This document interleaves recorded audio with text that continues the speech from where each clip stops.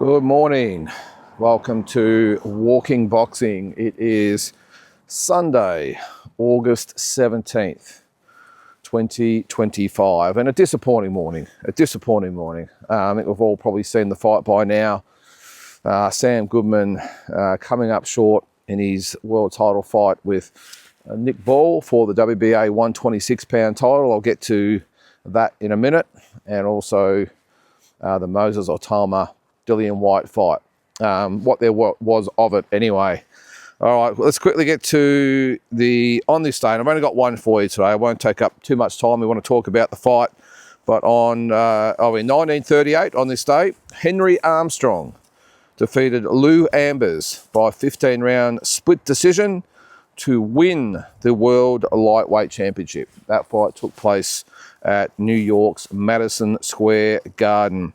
So that's what happened on this day. Another couple of quick notes here. After winning the featherweight championship in October 1937 and the welterweight crown in May of 1938, Armstrong dropped Ambers in the 5th round and 6th rounds before holding off a late charge to become the only boxer ever to hold the only boxer ever to hold world titles in 3 weight divisions simultaneously. And this is not the era of 4 belts, by the way. This is when there's 1 belt. So just an amazing achievement.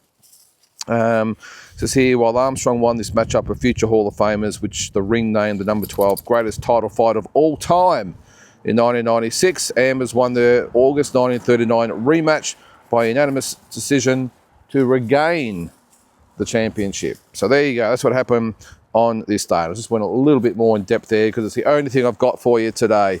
All right, so on to the fight this morning. I think it was on about 6 o'clock this morning, whatever it was.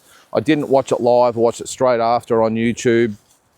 Okay, call me cheap. I just didn't trust myself to get up that early, and I didn't want to pay for it. But anyway, look, there's been a lot of feedback on this fight so far, as there probably needs to be. I think the main matter of conjecture is the scorecards.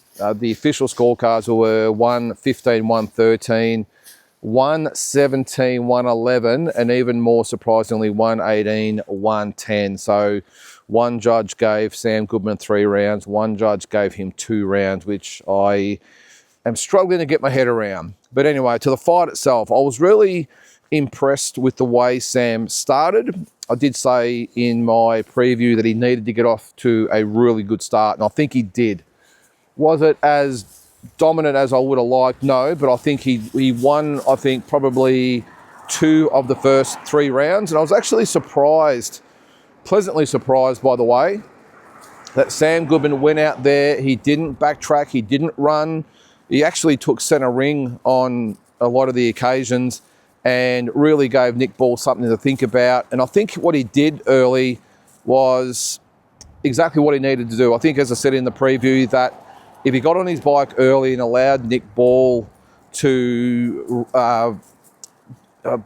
bully him around the ring and push him and rough him up, it was going to be a tough night for him. So I think to get out there straight away, he took centre ring. He was making Nick Ball pay early. Nick Ball likes to obviously start fast and come over those little sort of bolo punches that come sort of from all angles. And Sam Goodman was doing a really good job to sort of anticipate them punches and really counter effectively. He was busy, which I thought was really good. And to the extent I was surprised that Nick Ball didn't really have those really type of rounds that he normally has. And what I mean by that is when he comes out and most opponents that he fights are aware of the type of fighter that he is, so they back up, they try and be cautious, and they almost give away the first 2 or 3 rounds to him. And I really like the way that Sam Goodman stood his ground. He was busy with his jab. He was timing that right hand. And look, the first 3 rounds were close, but as I said, I think I gave Sam Goodman 2 of those 3 rounds, and really pretty much offset Nick Goodman's normal start. And I thought he set up the fight really, really well early. The middle round sort of came about, and I thought Nick Ball started to sort of find his groove a little bit more, as expected. Sam just started to probably wind down after sort of 4 or 5 rounds, which is to be expected. I mean, it's a 12-round fight. Three-minute rounds, of course. The fight was being fought at a very fast pace. But I thought Sam really did what he had to do for those first 6 rounds. And I think after round 6, I think I had it 3 rounds apiece. And all those rounds were super close. It could have went either way. But again, really impressed with the way Sam was working that jab, working the angles, and he was exploiting Nick Ball's deficiencies. So what I mean by that is Nick Ball, he's not the most graceful fighter. He doesn't sort of slip outside the shoulders and come over those shots or underneath with the shots. He's pretty much just straight ahead and just pretty much tries to club you into submission. That's the sort of fighter that he is. He's not a gifted fighter at all, I don't think, ability-wise. Obviously, he offsets a lot of that with his desire and strength and work rate and everything else. But I thought that every time that he made a mistake or didn't set up a punch properly, I thought Sam Goodman made him pay and made him pay really, really well. And I thought he fought a really controlled fight as well. This is the first 6 rounds I'm still talking about here. But was very, very controlled, very measured, very composed. And for his first world title fight, I thought he handled the situation absolutely beautifully, did Sam Goodman.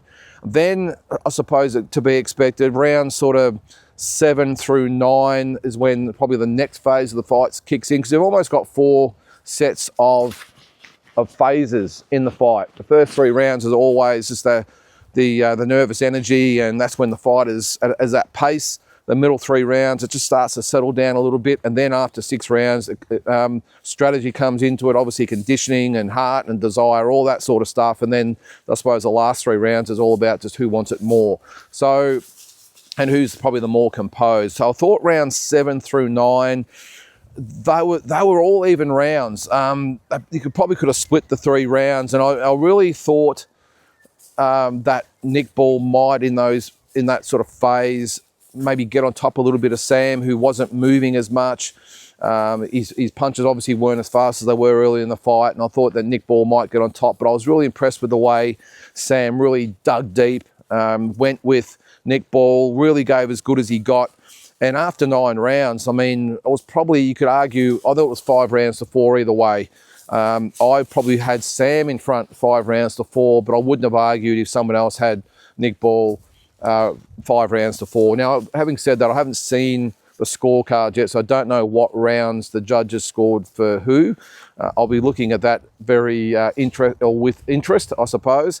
But I thought after going into sort of the last 3 rounds, I thought it was anyone's fight. And I thought that the 10th round, I thought that Sam might have just snuck the rounds. So on my card, I would have had it, does that make it 6-4? No, I must have had it 5-4 to Nick Ball after 9, because after 10, I had it dead even. I thought it was on the cusp of winning the fight. The good thing about it as well is he had no cuts. He was looking fresh, and I was surprised at how, I suppose, I won't say easily, but the success that Sam Goodman had in negating Nick Ball, and not just with what I said earlier with making pay for his mistakes, but the work rate of Nick Ball wasn't what it normally is. And I put a lot of that down to the fact that Sam Goodman just didn't let him have his way, didn't let himself be pushed around and bullied around, and he stood in centre ring. I think that actually surprised Nick Ball to some extent, that Sam Goodman didn't let him have his way, and really made Nick Ball also work for 3 minutes every round. And after 10 rounds, he was feeling the pace, make no mistake about that. The problem is, of course, in the last 2 rounds, was there to be taken. I just think Sam, I won't say went into his shell, but in my opinion, he went back a gear. Now, I don't know whether it was fatigue or maybe, I don't think it's because he thought the fight was won. I mean, that was probably the last thing that was going through his mind. But maybe it was more of a case of Nick Ball maybe finding an extra gear. But I just thought that Nick Ball's sort of work rate just slightly outworked Sam Goodman in the final 2 rounds. And I just thought that Nick Ball shaded the last 2 rounds to take the fight 7 rounds to 5. Now, having said that, I would not argue with anyone that says the fight was a draw. I think, did Andy Lee, the commentator, I think he had it a draw, which is no drama with me. Do I think Sam did enough to win? Maybe. maybe if it had gone 7 rounds to 5 in Sam's way, I don't think there would have been many arguments. But as I said, I just think that in those last 2 rounds, for me anyway, I just think Nick Ball, you talk about work rate and effective punches, and more importantly, what's getting the judges' attention. Remember, these are very, very close rounds. The judges are looking for anything to separate the guys. I don't think there were any rounds scored evenly. No, there wasn't. By the sounds of things, all the close rounds they gave to Nick Ball. But if you're looking at percentages, I thought it was maybe 55-45 for Nick Ball in those last 2 rounds as far as being effective and landing the better punches and just finding something. And that's what champions do. So, and that's a credit to Nick Ball. But I just thought that Sam Goodman just took his foot off the accelerator just slightly. And again, I don't think it was because he thought he was winning the fight. I just think it was maybe just the fact that it was a tough, hard fight, and it's probably just a natural thing that he's going to probably struggle a little bit in the last 2 rounds, and Nick Ball just found something. Not a hell of a lot, just a little bit more, just enough to shade the last 2 rounds. And as I said, I would have given it 7 rounds to 5. Best case for Sam, I thought, would have been 6-6. However, again, I would not have argued if Sam Goodman had won the fight. So the scorecards, again, were 115, 113, or 7 rounds to 5. The other one was 117, 111, so 9 rounds to 3. And the other one was 118, 110, so 10 rounds to 2. So, look, you could see the look on Sam's face as soon as I think those, the big scorecards were read out. I think you could probably see he's thinking, hang on, there's no way those judges are going to give me the fight by those margins. So I thought he handled it really, really well, though, Sam Goodman. I haven't really heard a lot since then. I'm doing this not long after the main event has concluded. So, but really full of praise for Sam Goodman. And all things aside, just what a day for another day for Aussie boxing. And I know he didn't bring the world title home, but I don't know about you, but there's, excuse me, there's something really special about seeing an Aussie on the world stage doing big things. And yeah, I was really proud of what Sam brought, and he didn't go into his shell, which could have been quite the case against someone like Nick Ball. Just excuse me for a sec. Sorry about that. The audio is not going to really like that too much, but I just got a frog in my throat. But yeah, great effort by Sam Goodman. He'll be disappointed, but at the same time, I would hope that he'd be really proud about it. His manager, I think it was Peter Matreski, was the one they interviewed. I just sort of saw on the main event site, they had a couple of quotes, and good on them. They did say, hey, look, we accept the result. Good on Nick Ball, but those scorecards were I'm not sure the word, but pretty much criminal, what they did. And let's hope that there is some sort of investigation into the judging.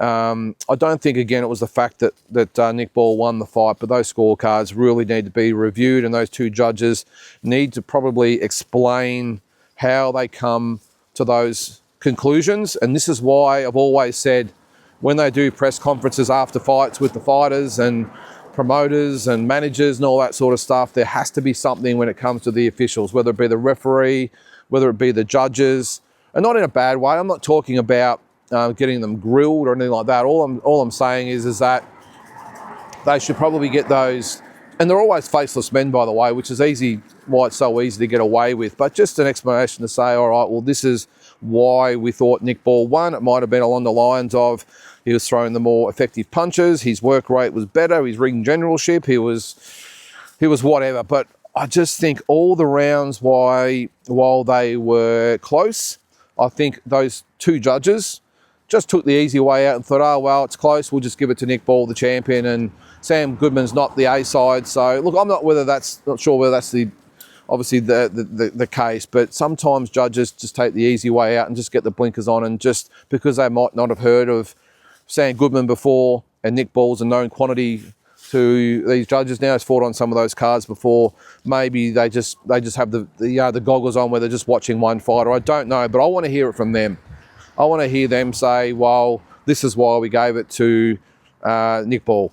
So anyway, but look, Turkey LLC did say after the fight that he was very impressed with Sam Goodman. So don't be surprised if he gets another fight against one of those featherweight champions, or at least one of the the top sort of featherweights in the world on one of those Riyadh cards, and there's a few of them out there.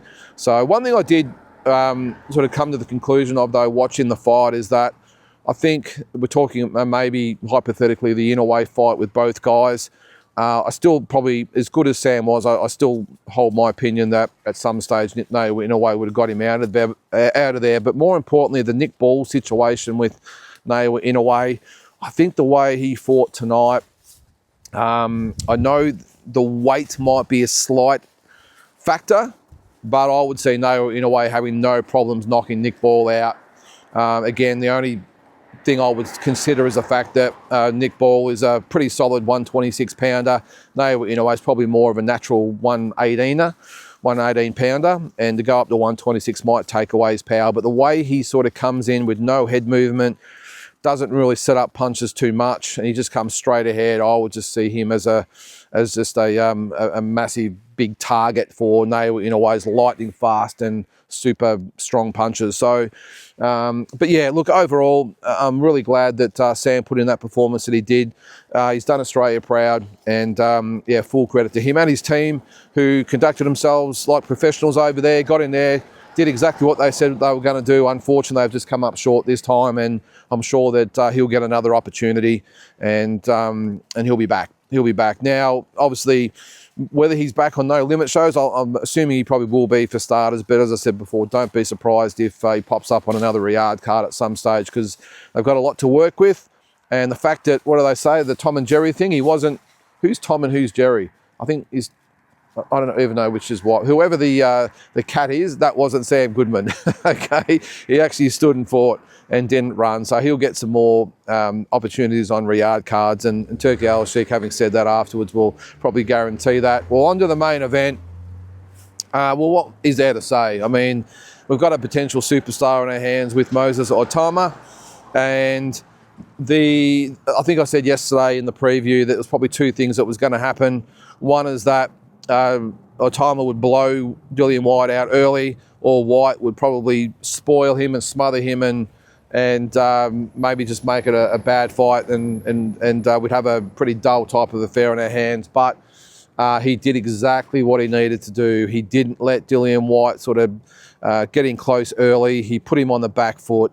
Lightning punches. I did say again in the preview that the difference, or the thing that makes Moses Otama such a hot young fighter is the fact that, come here, man, is the fact, it's going to be a hard nut to crack, I suppose, in the heavyweight divisions, because it's the speed. It's the speed that he has with his hands and his feet and his head movement, just like Mike Tyson did back in the day. So simply a case of Dillian White not being able to handle it. And I think from my end, I know Dillian White was sort of semi-cautious early. He was on the back foot. He was sort of poking and probing, looking for an opening. The exact wrong thing that he probably needed to do against Moses Otama. If anything, he probably needed to get in close and just tie him up early and smother him and negate him early. I know it's easier said than done, because Moses Otama, he come out fast. But to be at arm's length from Moses Otama, with him being super fast as he is and coming forward, it was always just going to end in one way. I was surprised, though, that the punches had such a devastating effect. I know he landed them clean, and there was sort of a couple of them were sneaky little punches on the inside, but just to absolutely make mincemeat of Dillian White, very, very impressive. And I think, well, it did remind me a lot of Tyson's heyday when he was in his early 20s coming through, where those fighters like the Dillian Whites of the world, where they were put in front of Mike Tyson and didn't negate him like some of the guys like Bone Crusher and Tony Tucker and those types of dudes, and of course Buster Douglas did to defeat him. They just sort of backed up and he was very reactive. And you can't be reactive going backwards against a fighter like Moses Otama. And just those lightning fast punches just made mincemeat, as I said, of Dillian White, and put him on the world map. Now, is it enough to put him in the sights of Alexander Usyk? Maybe. Alexander Usyk, he wants a challenge. He wants something or someone that will test him. And the fact that Moses Otama is being heavily backed by Turki Al-Sheikh, who knows? Who knows? The money could be there, and even at 20 years of age, imagine I don't think he can beat Mike Tyson's record now, can he? I was just about to say, imagine if they had that as the carrot to Usyk. Can Otama beat Mike Tyson's record? That might be enough to put the challenge out there to Usyk. But, geez, either way, he's going to do some damage in the division. He really is. And of all the fighters out there at the moment, I know we haven't sort of seen him tested into the deep waters, and that's when the real test will come. But I'm not sure whether any of the heavyweights out there at the moment, bar a couple, are good enough to actually exploit that in Moses Otama. And who knows, maybe he can do that for 12 rounds. I don't know, but I'm sure we'll find out soon. But apart from Usyk, I think maybe Joseph Parker could give him some issues, but Joseph Parker, or Joe's not the big, he hasn't, he's not the most graceful fighter out there either. I don't know. I mean, it's definitely Hrgovic on the undercard. I think he'd wipe those guys out pretty quick. But, geez, either way you look at it, already I think he's in probably the top 3 or 4 heavyweights in the world. I'm not sure. I mean, if you take out Joshua and Fury, here's a hypothetical for you, though. Imagine if they put in Moses Otama with Anthony Joshua. An all-England super fight that we never thought we'd get. We always thought it'd be Fury and Joshua. Imagine if it was Otama and Joshua. Well, I'm going to give you a prediction right now. I think Otama knocks Joshua out in the first 2 rounds, just like he did Dillian White tonight. I know that was 1 round, but I think Joshua would probably get on the back foot, and if he tried to punch with Otama, it might even be worse. But I think Otama's speed again would make really easy work of Anthony Joshua just on styles. Fury would be the test. Fury would be the one, because I don't think Otama would be, especially with his size and height and reach and everything like that, and his movement. He would obviously give Otama some troubles, but geez, both of those fights would be great. It would have been enough to lure Fury out of retirement, and maybe just put the carrot out there to Joshua as well. So anyway, some really intriguing questions about Moses Otama, but I think no matter how you look at it, this guy is going to probably be the face of heavyweight boxing going forward. As I said, I can't see anyone out there, apart obviously from Usyk and possibly Fury, although he's said he's retired still a few days ago. I don't think I can see anyone out there that can beat Moses Otama based on what I saw today. And again, I know it's fraught with danger because we haven't seen him in there with a really legit heavyweight, but who are the really legit heavyweights out there apart from those guys I just mentioned? So, and they're all in different sort of phases of their career. So anyway, some big questions there, but yeah, not a bad day of boxing. Again, really proud of Sammy Goodman, really impressed with Moses Otama. And we move on to the next one, and plenty of big fights coming up to talk about over the next few weeks. So guys, that's going to do it for today. Hope you have a great Sunday. Make sure you give me your opinions down below, and we'll catch you tomorrow.